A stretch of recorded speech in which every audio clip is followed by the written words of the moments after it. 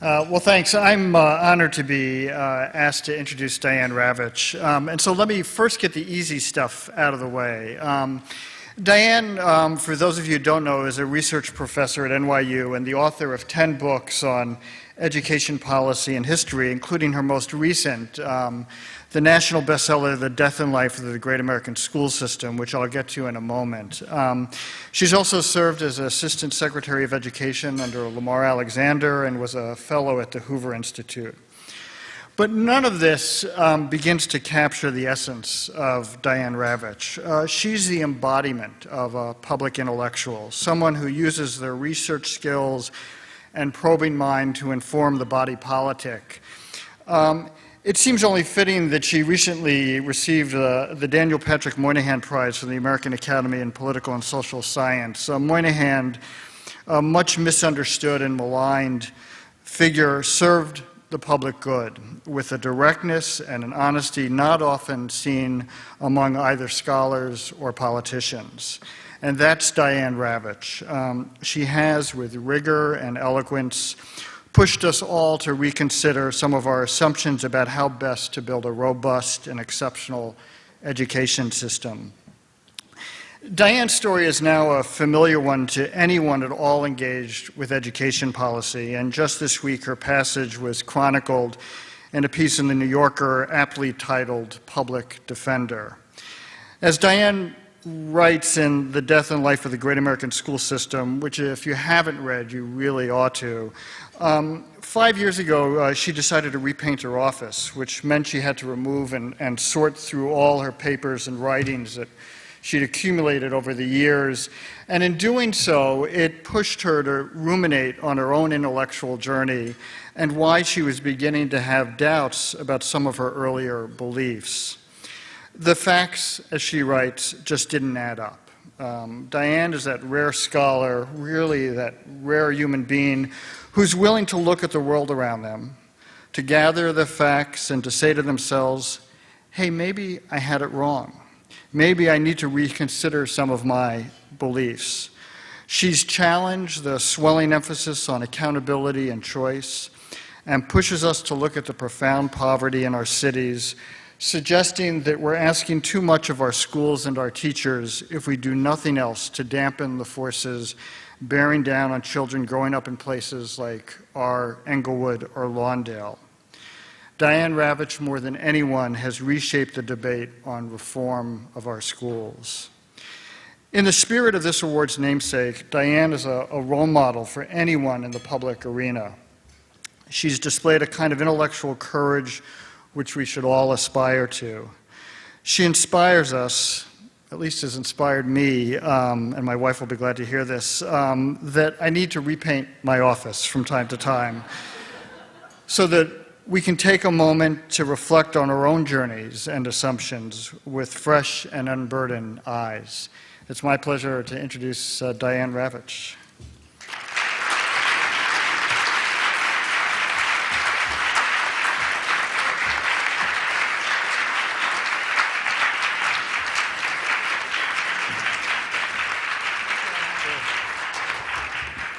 Thank you so much, Alex. What a great thing to be introduced by someone that I admire so much and whose writings are so profound.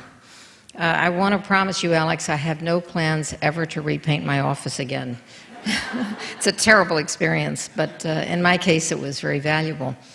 I want to thank Dolores Cole because what she's done here today and what she's been doing for 25 years is so important. And it's important not only because you're here and she's honoring you, and she's honored people over the years, but because she's doing it at a time where our nation is not honoring teachers. We are caught up right now in the midst of this accountability movement where targets are set and people forget what the targets are about. The targets become more important than what they're measuring, and we confuse the actual goals of education with the measure. And so we have everyone told that they have to reach the target, and it doesn't matter how they reach it, so long as they reach the target. And they forget what it's about. They forget, first of all, that it's about education, and they forget that it's about children. They forget that it's about developing human beings. And children are being treated as though they were standardized widgets that can be crunched out, and that everybody can be crunched out in the same way, at the same pace, at the same time, and that this will be a measure of success.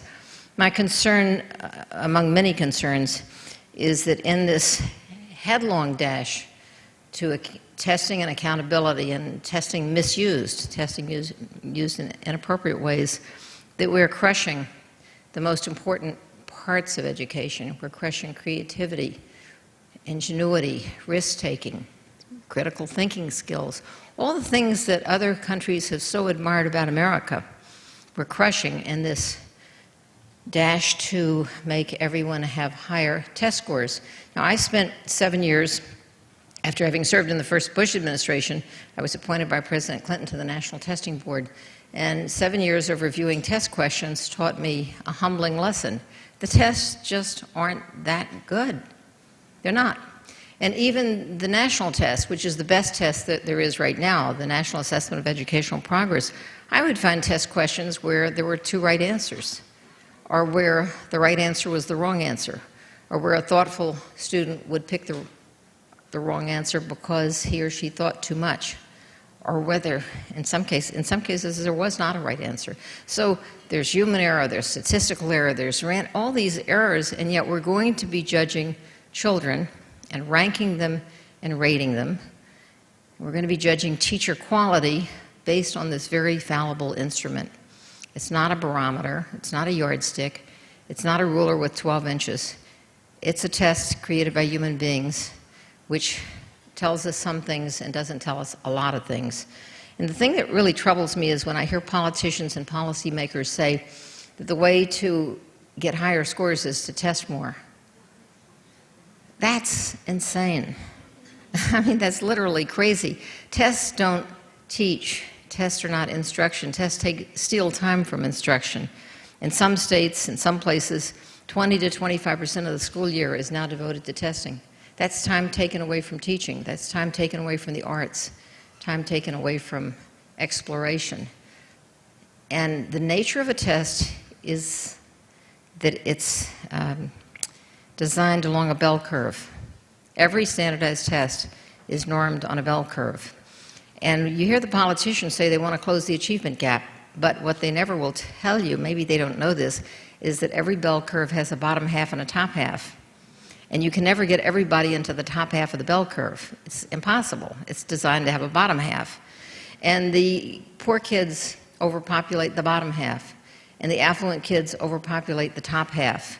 And that's not a reflection of intelligence or capacity or curiosity or anything. It's a reflection of advantage. So we should not be talking, I think, about the achievement gap. We should be talking about the opportunity gap, because you're comparing kids, some of whom have all the advantages in life, and others of whom have had none of the advantages in life. And the kids who lack the advantages are going to schools where they often do not have a library, a social worker, an arts program. Lots of things have been cut, and if our country goes over what's called a fiscal cliff, it's going to be the poor kids who suffer the most, because it'll be the federal programs that will be cut. And once again, those who have the least will get the least. And what's our politicians' answer, our policymakers' answers? Privatization. Over the summer, I wrote a new book, which I'm just finishing, and which will be out next September, I believe. And its focus is privatization. Privatization. The movement of public money into private hands, and what that means for our country. It means an abandonment in many of our cities of a public responsibility for public education. And it's the nature of charters that they vary dramatically. There are some very good charters. There are some absolutely horrible charters. But charters, on average, don't produce better results than public schools. What we will end up having 10 years from now, as we proceed along this path, is the recreation, I believe, of a dual school system. It won't be based on race, as it was pre-1954. It will be based on class, and it will be as injurious to our society as segregation by race. It will have charter schools for the nimble and the motivated, charter schools that kick out the kids who are problems, charter schools that exclude the kids with disabilities, and then overload the public schools with those kids. I have come at this point in my life, after having gone through many different maturations and learning a lot as a historian and as somebody who reads and thinks a lot, back to where I started from. I'm a graduate of the Houston Public Schools. I wouldn't be here without public education.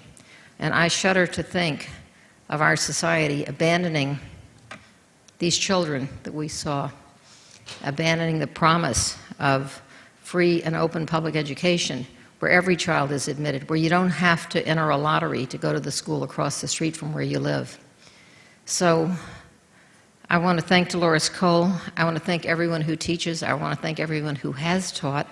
And I want to call on you all to think of those who give their lives to children as being the most valued members of our society. Thank you so much.